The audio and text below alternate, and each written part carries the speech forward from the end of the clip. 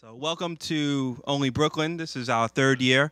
As our panelists settle in, I wanted to give my personal thanks to a couple of folks, starting with Ofa Cohen, Melissa from Terra CRG for really orchestrating this, and Abby, excuse me, and Chris for really orchestrating a great event so far today. I'm very excited about today's panel.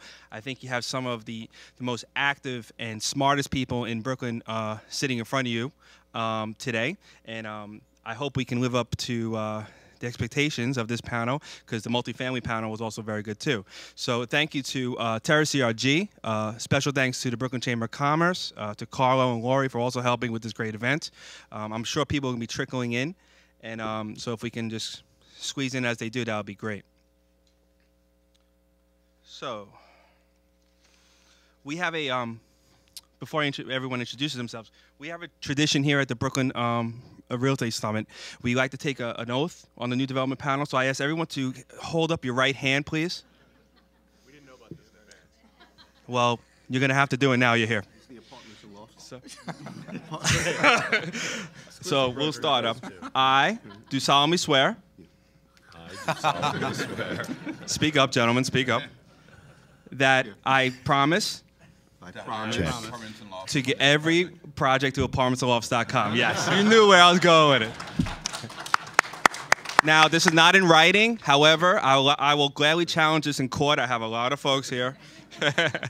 No, but thank you each for being here. Let's start off with just a brief introduction for each of you, and then we'll get into some really good questions and all. The theme of our panel today is Brooklyn Unveiled.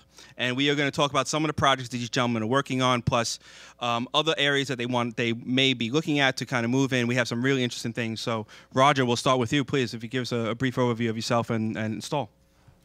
Good afternoon. My name is Roger Fortune. I'm a vice president of the Stahl Organization. Stahl Organization was founded in 1949 by Stanley Stahl. We own 3,500 rental apartments and 5 million square feet of commercial. We also own Apple Bank, which is the 5th largest bank in New York City, and Caldwell Wingate Construction. Mr. Stahl passed away in 1999, and the company is run by Richard Shaza and Greg Wolpert, who are longtime employees. Great, thank you, Roger. Mitchell? Hi, I'm Mitch Hochberg. I'm president of Lightstone Group. We're a real estate investment and development company. We'll be talking today mostly about our development activities, but from an investment perspective, we own 12,000 apartments around the country, about 8 million feet of commercial space, 40 hotels. We're one of the most active outlet mall developers in the country. We have 6 outlet malls currently under development, and today we're working on development projects in actually 4 of the 5 boroughs. Wow. Well, we're only talking about the best borough today, which is Brooklyn. Right. I swore I would not speak about Long Island City today. My name's AJ Pyres. I'm a partner at Alloy Development. We're a boutique development company based in Dumbo. We're a little peculiar in that we are vertically integrated. We have a design architectural company in-house, a brokerage company in-house, and a construction company in-house, which keeps us rather focused and boutique in nature. Our last 4 projects have been in Dumbo, and you'll hear some about that later. Great, thank you. Douglas? Yes, hi, good afternoon, and first of all, thank you very much for inviting me to this panel. It's a real pleasure and an honor to speak here. My name is Douglas Partrick, and I'm the principal at Heatherwood Communities, and we're a Long Island-based company. Started in, we're out in the country in that county called Suffolk, out in Suffolk County. You should come out there sometime, it's pretty out there.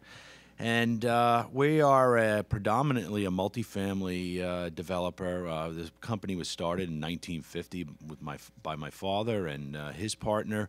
And upon the passing of his partner in 2001 was when I was invited to come over and help him out in 2002. So I've been with the company now 12 years.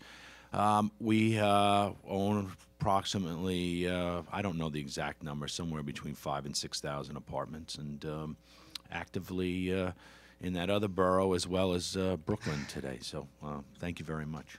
Thank you, Douglas. Adam? Hi, I'm Adam Popper. I'm a managing principal of Westbrook Partners.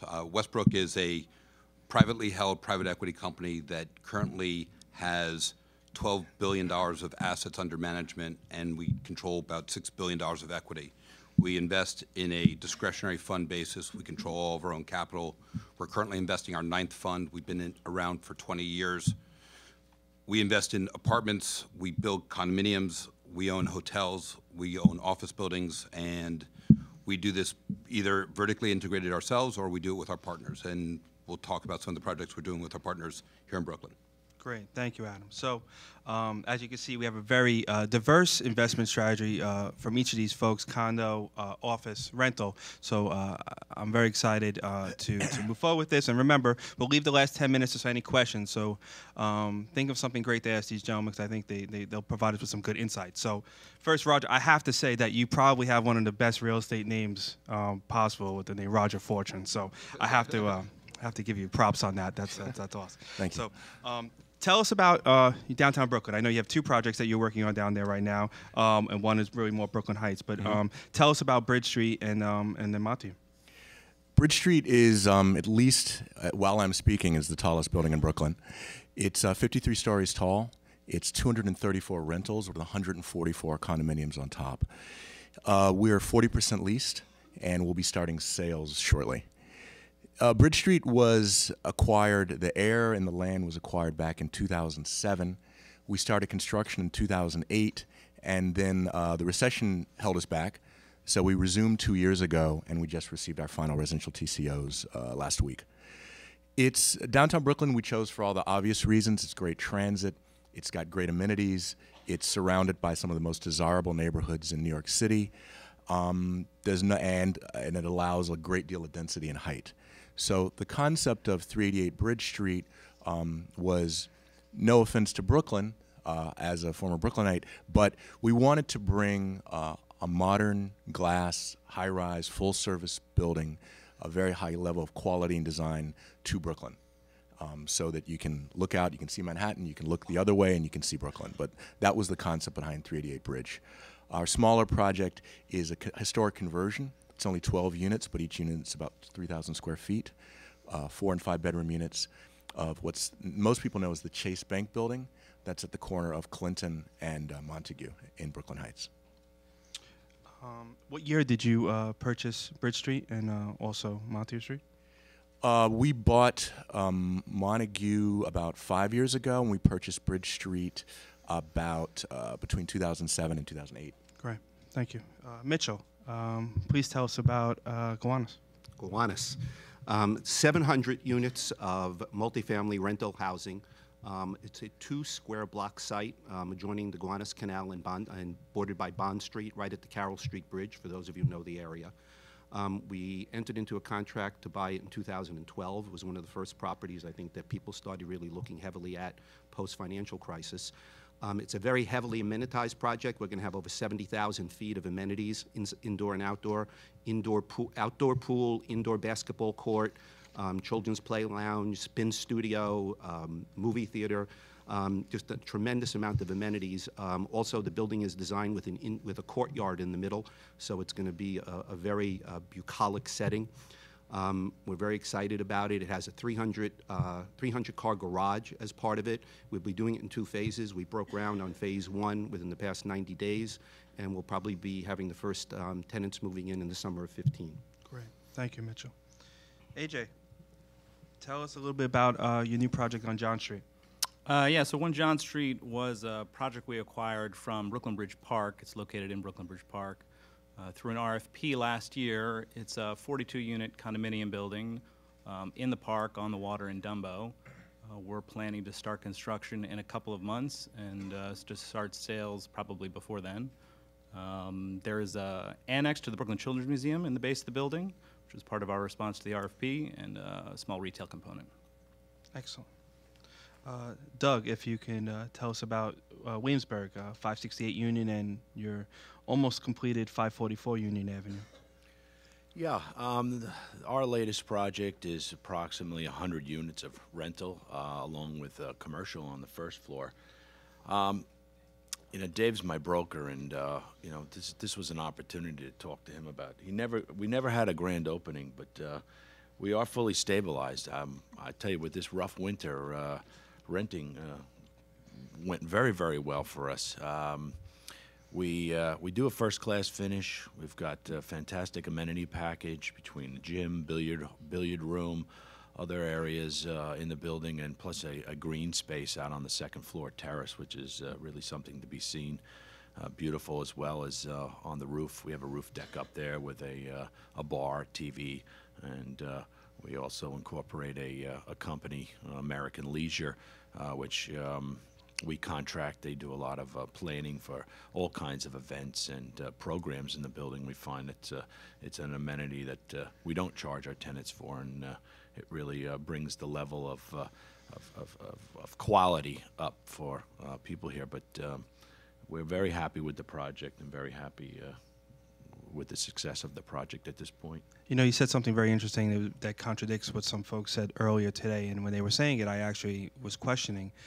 You mentioned how well we actually did during the down season. We opened the building basically in November, which is not the time when you really open a rental building, but our numbers held, and we did very well. Different than the multifamily panel that was earlier, they were saying it was very slow this winter. We actually did okay, so I'm glad you were able to validate at least my thoughts. Who did on the leasing there? There's definitely the broker. I was going to say, it sounds like a good time to negotiate a broker bonus, right? Adam, I appreciate that. Doug, we'll talk later. No, he was very fair, but listen, the competition is very, very tough out there, and I think it's important, being that we're long-term holders of our real estate, we don't sell anything, that it's very much wise to put a little extra into your investment, and you'll get the return for years to come. So that's kind of the thinking here. That's actually a good segue to get to Adam. So Adam, you are doing both rental and for sale product in Brooklyn right now. Right. Give us an idea of what you're working on, please. So we're on we did one project which was a rental in Williamsburg several years ago, and that allowed us to develop a really good relationship with a developer out here, and we followed them to a second site in Williamsburg. So we're now developing 95 units with them on North 8th Street. We just broke ground. That'll be, market rate rentals. Actually, it's 80/20. We have a 421A, 25-year abatement there.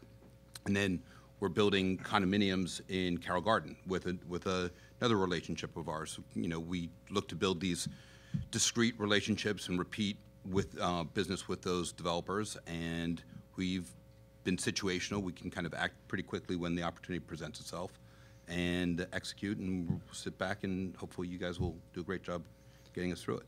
So now let's get to the nitty-gritty. Why? Why a rental in Williamsburg?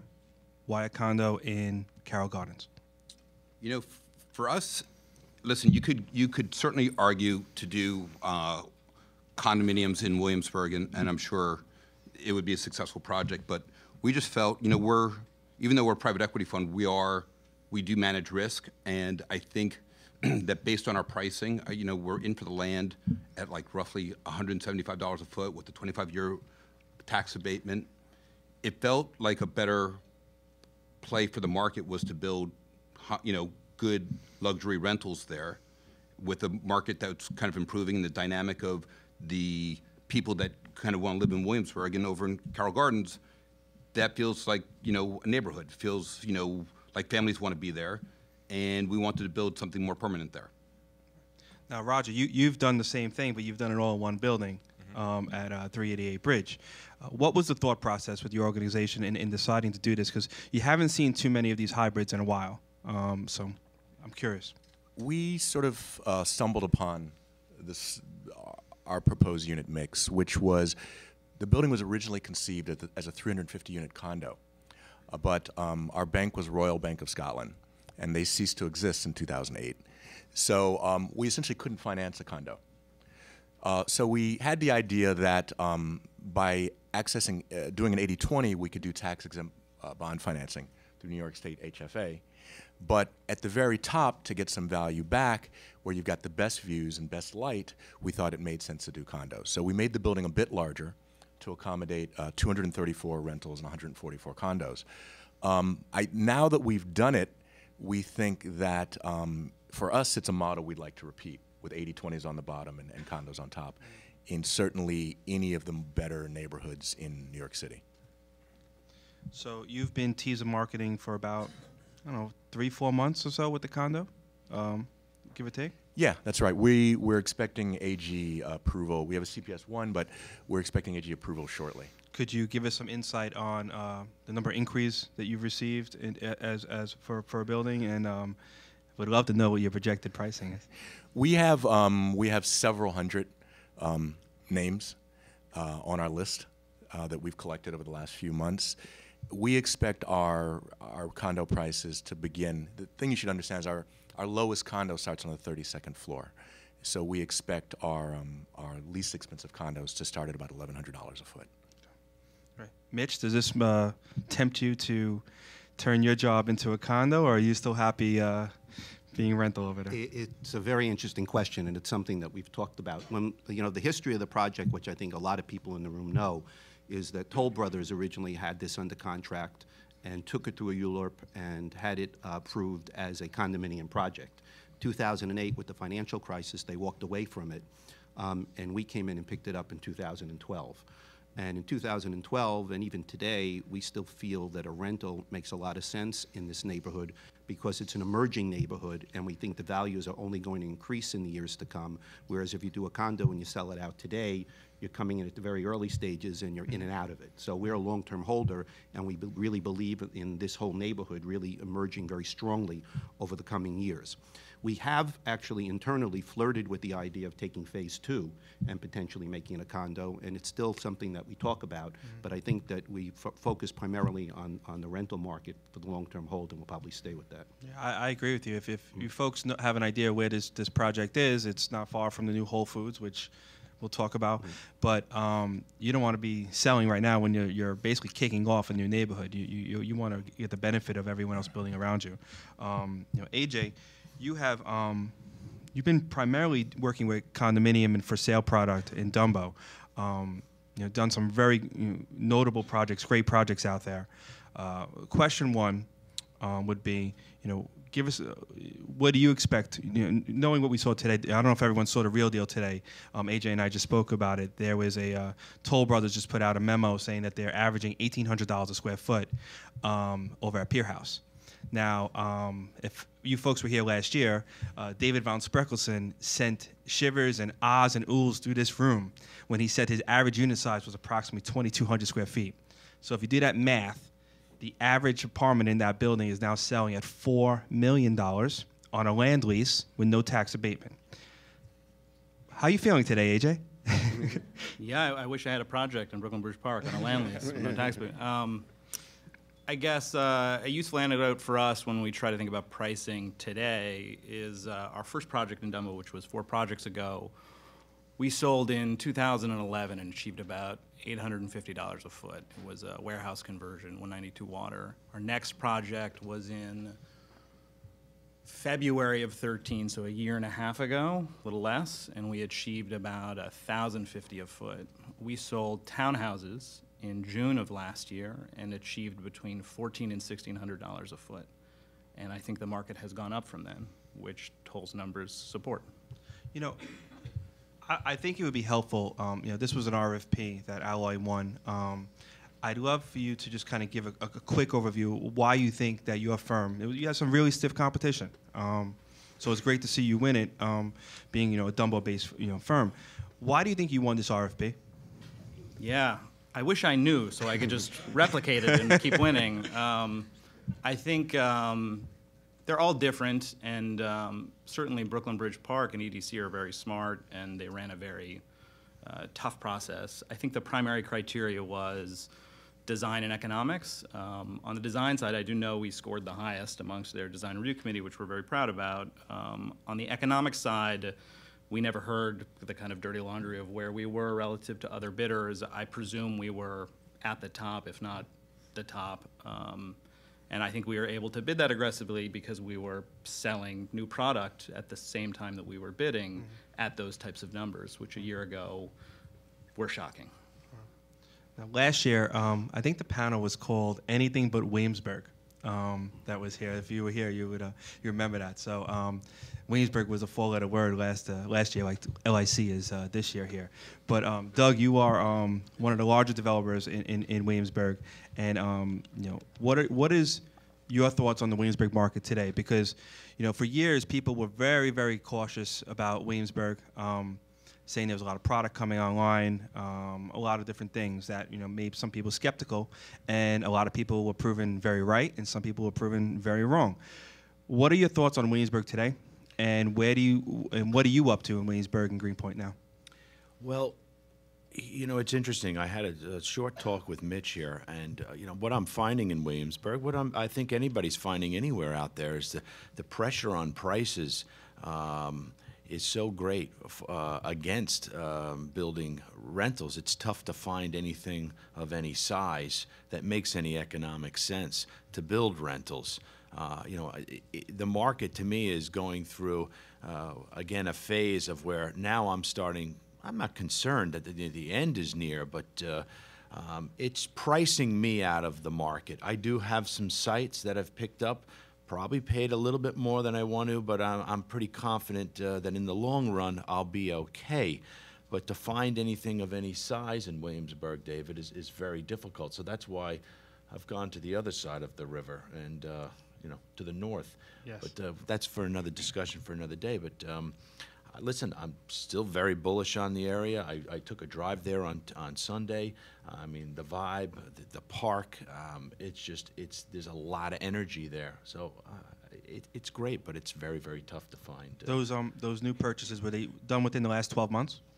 Yes, I'd say 12 to 18 months. Okay. And these were off-market deals that it's generally where you're going to find where you can pick something up that makes some kind of sense. Right. But, Adam, I know you're active. You're out there looking at all different types of assets, whether it's land, whether it's multifamily, whether it's commercial. What are you seeing out there in terms of the marketplace on your side and to find new deals? Well, my perspective is a little bit different than people on the panel, because not only am I investing in New York, but I sit on our investment committee that's investing from Tokyo all the way to the West Coast. So every Monday I sit on a call and I listen to the similar conversations about where pricing is all the way from Akasaka to, Los Altos. And I will tell you that kind of certainly nationally, in the gateway cities, every city feels expensive. It's hard to find deals that make sense, but you can't always look backwards. You have to kind of have faith in what's going forward. You have to look at the demographics. You have to understand, that more and more people want to live in urban environments, that more and more people are open to sharing their apartments, or there's a huge push for, even though the vacancy rate in New York City for apartments is at 1.9%, rents are flat. Why? Because they're moving to Brooklyn, right? So the reason why Brooklyn has seen kind of meteoric rent growth is because they're getting people that are tired of living in Manhattan. And we just sold 700 apartments in Manhattan. So we have pretty good optics on what's going on in Manhattan. Manhattan is now, every deal that comes to us, the punchline is, and if you average sell out at $2,500 a foot to $3,000 a foot, but when you ask to look at any evidence where you think the pricing can be there on average for a building, it just can't be, it can't sustain it. So it's complicated, right? It's a very difficult.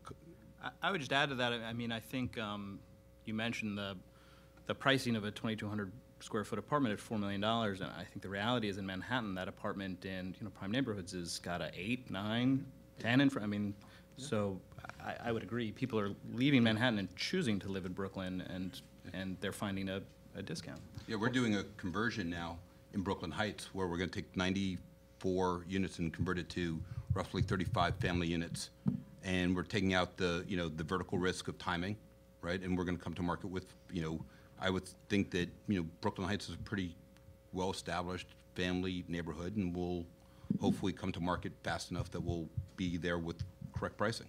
In the spirit of our theme today, Brooklyn Unveiled, can you tell us where that project is? I can't. Okay. I had to try, dude. I'm sorry. I know. Well, AJ, you mentioned something that is very, very important, I think. And what happens out there is, I am absolutely sick of reading how Brooklyn has exceeded Manhattan rents, and our rents here in Brooklyn are so much more in the city, or at par in the city, or getting very close. And I think you nailed it right there. You know, if you don't know where Pier House is, Pier House has the most amazing views on middle of Brooklyn Bridge Park, right off of Old Fulton Street. If you can deal with the tourist buses and all that sort of stuff, it's unique real estate. It's really, really special.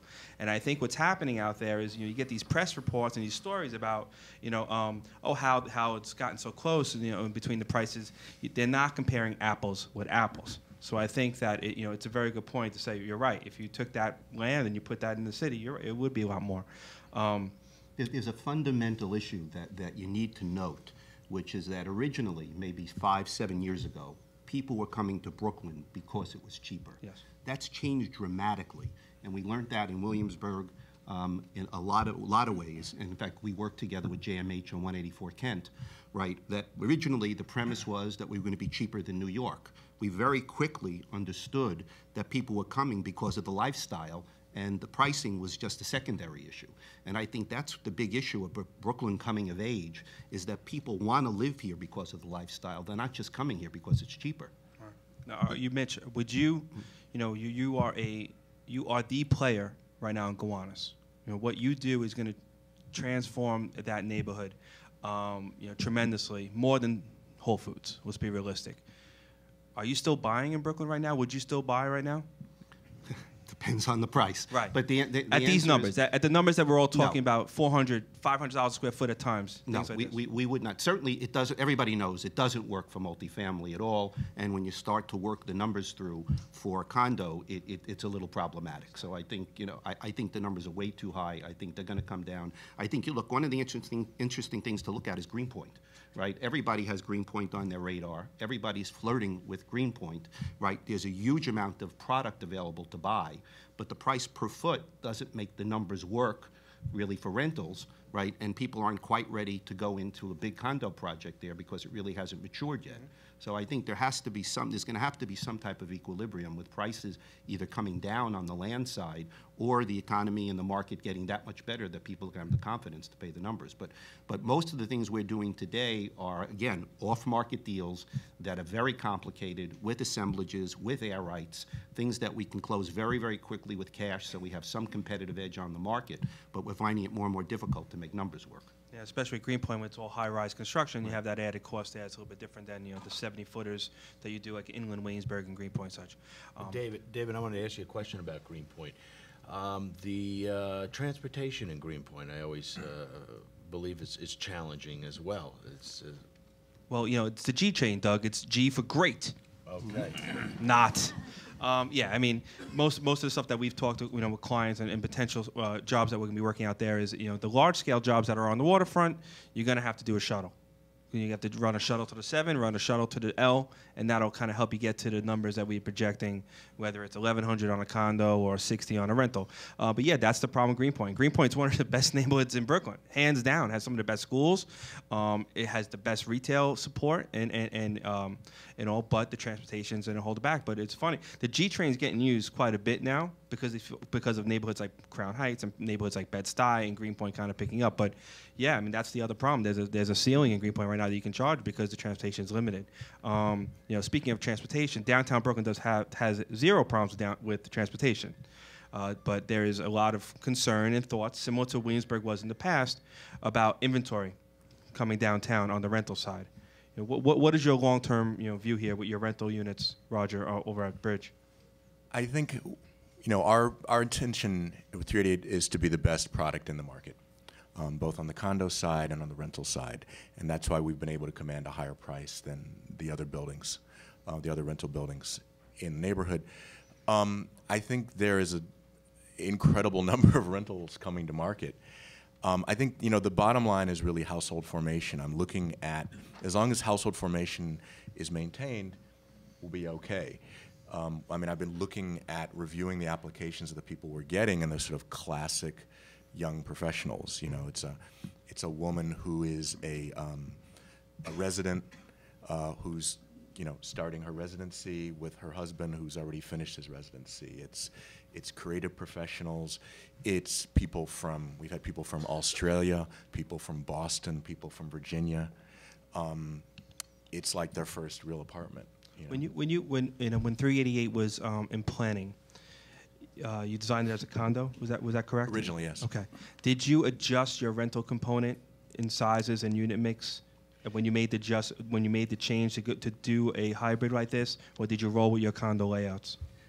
I'll put it this way. We did make some adjustments, but the layouts were already a little bit changed in that as you went up, the units got bigger. Right. So we were lucky we didn't have to do too much. Mainly what we did is we had some very high floor-to-floors on the condo side. When we redesigned it, our rentals now have 9-foot ceilings. Our condos start at 9.6 and they go up from there in terms of ceiling heights. What is, if you can just give us just very briefly, what's the average size for a studio? 1 bed, 2 bed, 3 bed? Studio's about 500, 1 bedroom 740, 2 bedrooms 1100. Okay. So you are, 388. That means is commanding very high price points for the marketplace. Because if you're in the average square footage price of $60, $65, whatever that number may be, your ticket price is pretty high. Mitch, do you have a different approach with Gowanus in terms of unit sizes? Yeah, well, well, first of all, to answer the first question you asked, the project originally conceived as a condo had about 550 units, and we redesigned it into 700 units. Our units are actually a little smaller, so we're trying to keep the size a little bit smaller. We're probably around 450 feet for a studio, 550 to 600 for a 1-bedroom, and probably 850 to 950 for the 2 bedrooms. Do you envision staying with those sizes? A lot of clients right now that I'm working with, especially in some of these emerging markets, like the work I'm doing in Coney Island, work that we're doing in Sheepshead Bay, a lot of clients are trying to match up units so they can, at some point, maybe combine as neighborhoods mature. Is that something that you would look at, or we would just kind of roll with it? No, we're actually looking at that in terms of either combining or potentially, if you did want to convert it down the road, they're clearly too small to convert. So if we could we try to put the studios adjacent to the 1 so you can make it a 2. So we're very sensitive to that when we're designing the building. Right. AJ, Dumbo gets a lot of press for being very family friendly and such.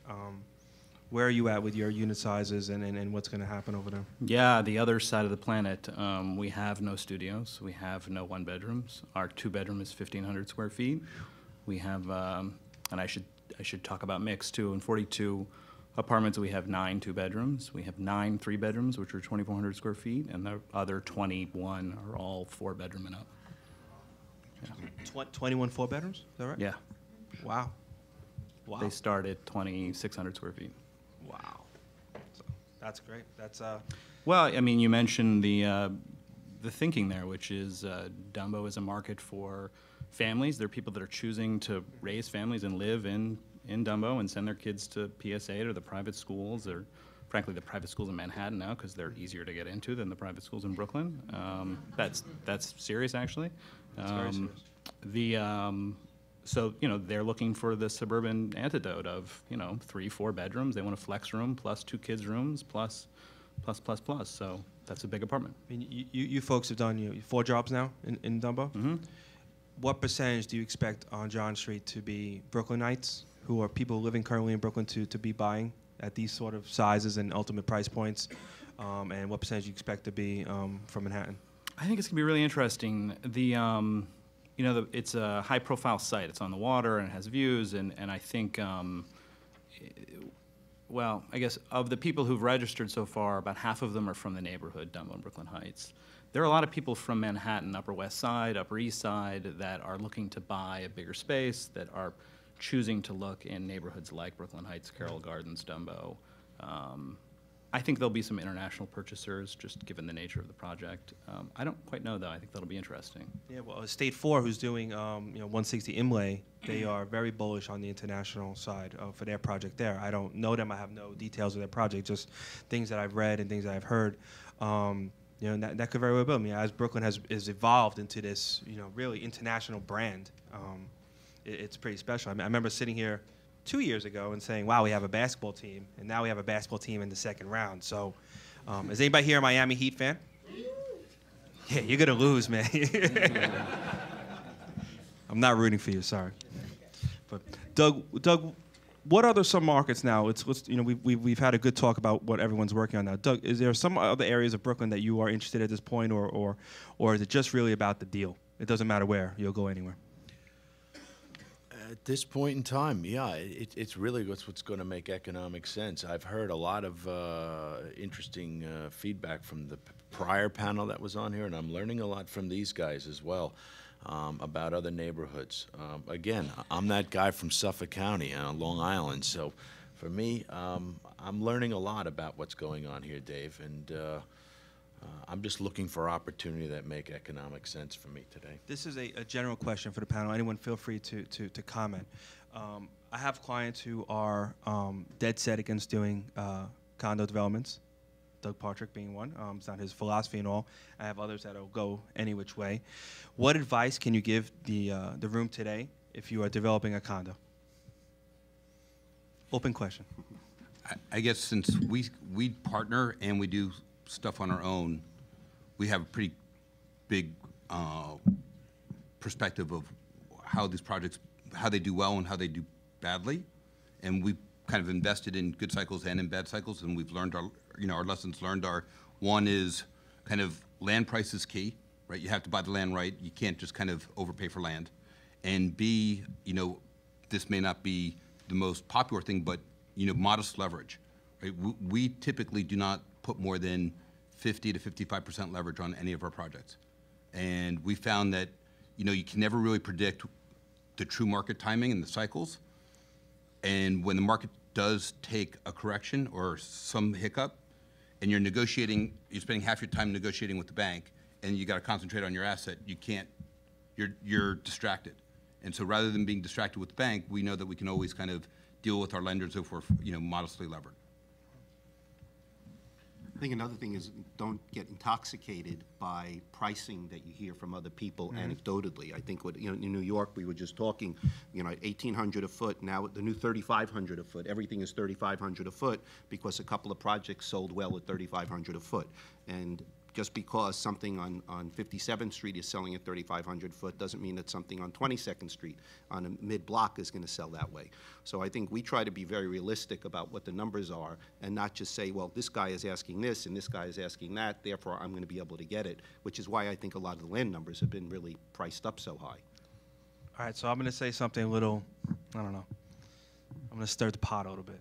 Are we in a bubble? I think we're plateauing. I think it's a good question. I think we're plateauing. I think that the price appreciation over the past 12 to 18 months has been extreme and been recovery-based. And I think even just in the past couple of months, anecdotally, I've heard things been slowing down a little bit, and I think we're plateauing. I don't know that we're in a bubble where there's going to be a downside. Certainly nothing as severe as we saw, 6-7 years ago. Yeah, I think we're not there yet.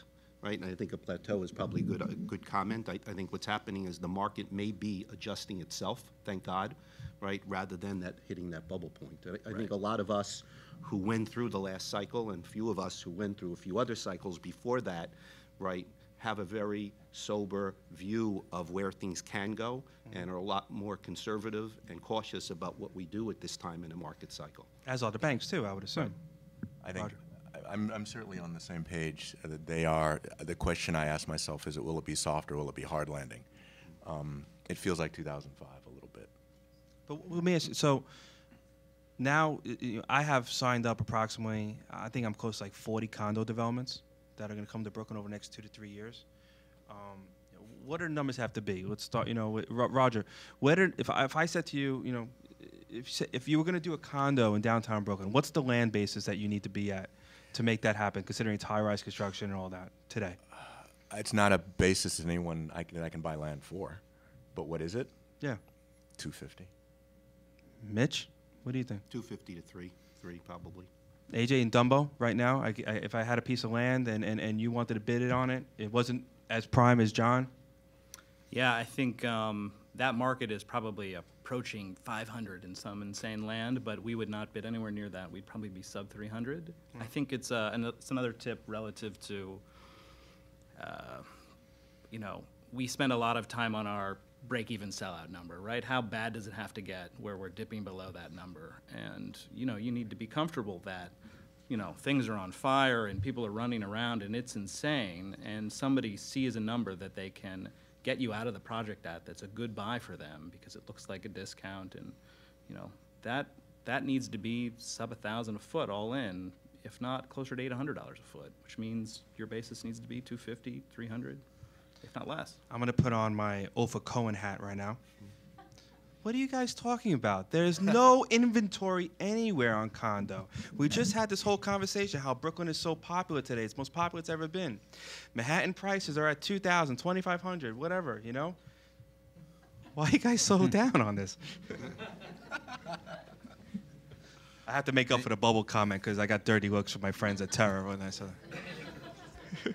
Listen, it's hard to call bubbles, right? I think that the easiest way to do your next deal is to be, you know, successful on your last deal, right? So I think that when people pay attention to where the reality of pricing is, they can buy a project well, and if they can sell it for a little bit more than they underwrote, they can go out and fund their next project because their track record is proven.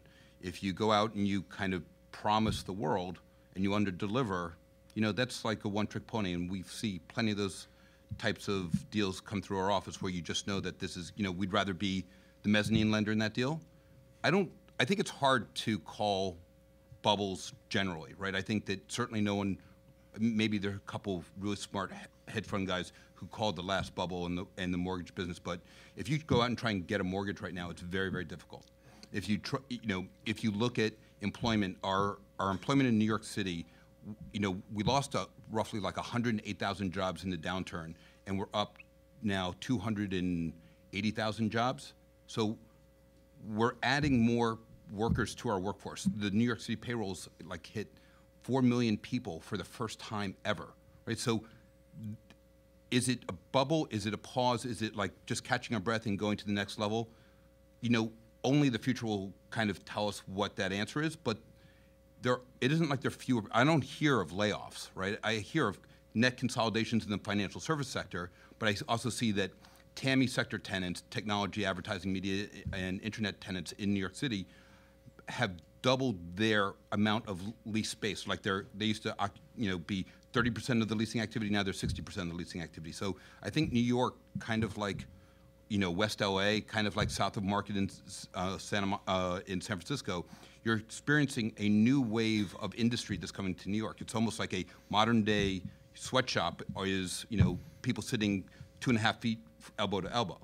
So I think the dynamics are changing dramatically. You should work for Ofer because that's the reason why you think that prices are going to keep going up. If you say that to me, you know, obviously I'm a broker. I live in, you know, I'm not have no money in these deals, but you know, that to me that says okay, rental rates are going to at least hold or increase, and condo rates, because of lack of inventory and plus all these folks coming in and a stable a better job market than we've seen, plus the popularity of Brooklyn, prices are going to increase. I think that would happen. You'd probably see a release valve to kind of secondary markets. So you're asking before what other markets people are looking at, right? But you know, if people can't pay $65 a foot, you know, and no renter says how much am I paying per foot, but if the inverted price is $65 a foot and they're making, you know, $60,000, they're moving east, and it's just a question of down which train line are they moving east. So when we were looking at that deal together, you know, in Bushwick and South Bushwick off DeKalb, which is now a really successful project that you guys are doing. You know, the rents were, the premise was that that's a discount to Williamsburg rents. That was, you know, high 40s, low 50s a foot, you know, and that's a significant discount to where you have, you know, where Williamsburg is. So you have some opportunity for rent growth. Adam is referencing a project called 1209 DeKalb, which is in Bushwick. It was recently on the market for sale. An investment group purchased it, and my firm is marketing it, and we are getting $46 a square foot. If I took that project and picked it up and put it where either Doug's property is in Williamsburg or Adam's property on North 8th Street in Williamsburg is, that project will be a $70 a square foot project. So yeah, that's exactly, I see the same thing.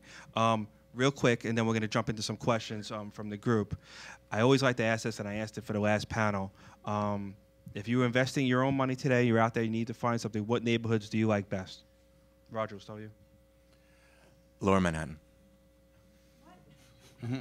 Well, wait. No, it's fine. Lower Manhattan's an extension of Brooklyn now. You know how it is, man. It's a borough to Brooklyn. In Brooklyn. Brooklyn in general, AJ? No, no, no. I was saying it's a borough to Brooklyn, not Manhattan. Exactly. Outer Exa- Brooklyn. Exactly, but with no delis or anything like that. Mitch? Still like Gowanus. I think Bushwick is going to be up and coming. We're looking at some things in Red Hook, and I would love to make something work in Greenpoint. They really would. Yeah. Yeah. AJ? Yeah, I mean, it's not exciting. Waterfront Brooklyn, you know? Right? I mean, it's Yeah. about the opportunity and if the deal makes sense and, Absolute you know, gold. yeah, maybe. Doug? I think that anything that's got great transportation in it, and I'll just say the overall borough of Brooklyn, with good transportation. Yeah. A lot of people are feeling like that. Adam?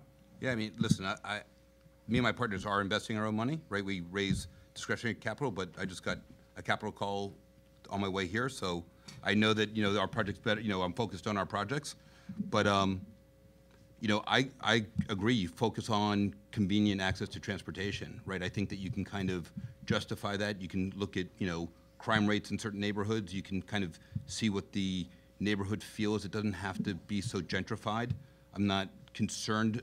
I'm really concerned more about the pride of a neighborhood towards itself, right? If it feels like you can go down there and everyone's homes are in good shape and they're not, it's not lawless, then, and it's got good access to transportation, there's convenient access to good, safe schools, feels like a pretty interesting place to be. Just to, we're going to jump into some questions right now, but just to, I like Mitch's comment, not that I don't like any of it, but about Gowanus. We are going to open 316 Bergen Street, which is the corner of Bergen and 3rd, kind of on the border of a bunch of neighborhoods, with Gowanus being really next to us there. Our reserve list is over 600 people. We've been teaser marketing for 30 days, and we have scheduled now for the first 2 days of leasings 130 appointments.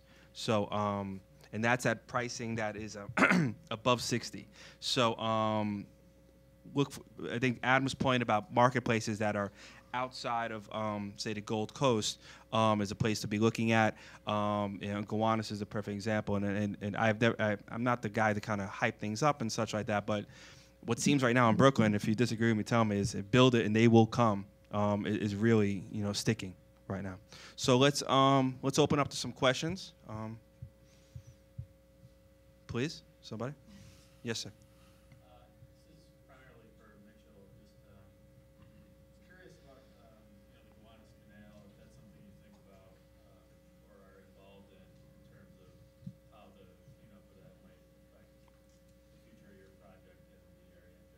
It certainly was something very much on our mind when we bought the property.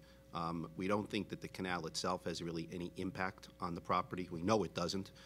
It's more of a perception issue than anything else.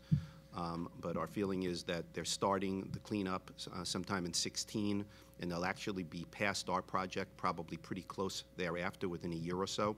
And most of the work is going to be done with these big vacuum cleaner barges that's going to just suck up the residue from below the water. So the cleanup itself really has no impact. So from our perspective, it's really a non-event, and in the focus groups that we've done, it's come across as being the same thing. Your Where completion did they date is put when, those Mitch? barges? At Jersey? Like, where do they put the waste? They're always Jersey. Yeah. Right. Well, Jersey's the new Lower Manhattan. Anybody else? Yes, sir. We heard a lot this morning and yesterday about affordable housing. I was wondering, are these not the developments to do affordable housing? Are they thinking about it? If they are, why? If not, why not? We're doing affordable housing right now. Our project in Williamsburg is an 80-20 project. Yeah, we're in 80-22. We're in 80-20. So it's obviously not working, and we should get rid of 80-20, right? I mean, Well, I think what's going to be interesting if the mayor's successful and this mandatory inclusion housing program gets through for newly rezoned areas, that's going to affect the land market necessarily, and it's going to be interesting because prices will be lower and people will have to struggle with that and the product mix and everything. And I'm personally interested to see that happen, and be nice to have a new context to a certain extent. Yeah, there'll be a little bit of everything out there. Yes, sir. How much of your decision is driven by energy efficiency that's being asked for by your tenants? Is that something that your decision is based on? I think for us, it's something we take into account when we design the buildings, but it's not a major motivating factor. We look at what it costs, I think, the tenant to operate the apartment. And we will take into account, I think it's probably more of a factor for us doing rentals, actually, than it is as a condo. Yes, sir.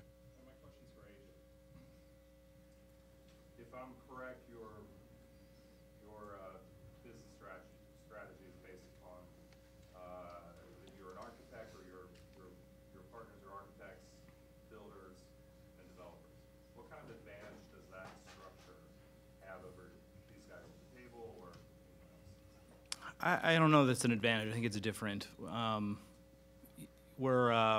Our whole office are actually architects, although some of them are salespeople and some of them are, I mean, our field super went to RISD and our lead sales agent went to Parsons, and they have that in their background, which has been an interesting and kind of useful way for us to define what our value set is, and that we're interested in the quality of what we're making. And doing all of those processes for our project and vertically integrating that way is limiting by nature. We can only do 1 or 2 projects at a time. We like that. We think it focuses us more, but we couldn't do the scale that some of these guys are doing quantity-wise, and we don't want to. And so I think there are advantages and disadvantages. It's just a different business model. Well, thank you. Yeah, thanks. So two quick, very, very quick questions. You, sir, and then ma'am, right next. I guess the question for AJ and maybe Roger. You know, a lot of apartments coming online in emerging areas, new areas, some larger apartments for families. Do you see any concern in sort of the infrastructure on education, keeping families in and attracting them to places like Greenpoint, et cetera, with, you know, having the right schools to support them for the long term? I think that, yes. I'm on the board of a charter school, the Brooklyn Prospect Charter School, and what you see in many Brooklyn neighborhoods is when young families move in and the kids are 3, they're not thinking about school. Or before 3. When they hit 3, they say, where's the local school? If they find out the school isn't well regarded, have a good reputation, they move to Maplewood. So I think at least as much as transportation and other aspects of infrastructure, education is where middle-class people decide to stay or leave New York City. Yeah, that's a very good comment, Rod. Yes, ma'am. Last question. Well, I'm their exclusive broker now, as per before. So all communication comes through me. I'm joking.